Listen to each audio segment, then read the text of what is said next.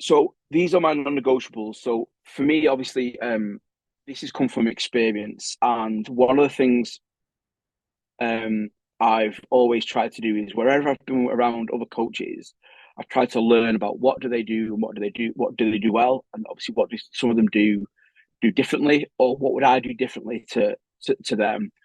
And one of my first early non-negotiables, because when I first started coaching, I worked with a coach who had 2 hours a week, full pitch, kind of the dream. And he was insistent was running them like head down, run for an hour. And whether it was 7:58, 7:59, he'd get them from 7 p.m. to 8 p.m.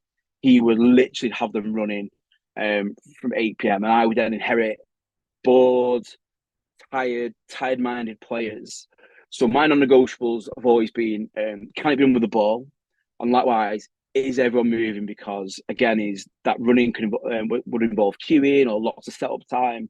So for me, is I want to make sure that everyone is moving within the session because I don't know how many have been to Manchester, but it's cold, it's wet, it's miserable, it rains sideways.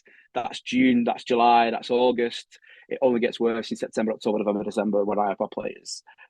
And then I try to make sure the ball is moving for 80% of the time. So when I factor in have 90 minutes to my session, that including the warm up, including my coaching, including my transition from session to session, water breaks, just a chance for the player to have a breather. I try and make sure that just including all that, the ball is still moving for 80% of the time.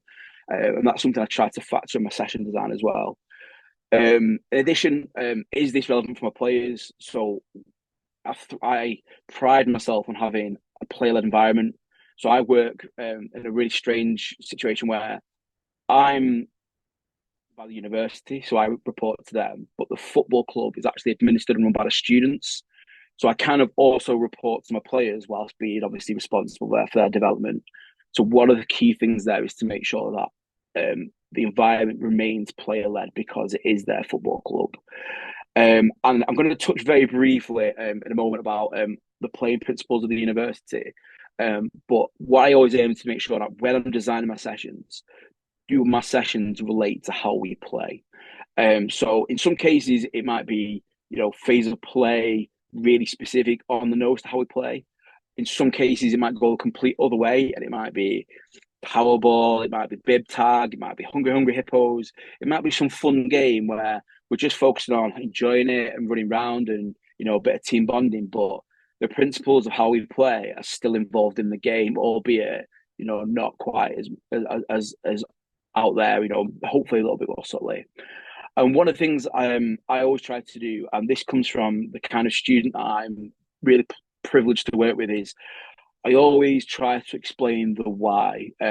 Because one of my big fears as a coach is that for someone to walk past one of my sessions and see me coaching young women to be like, oh, look at that bloke just screaming and shouting.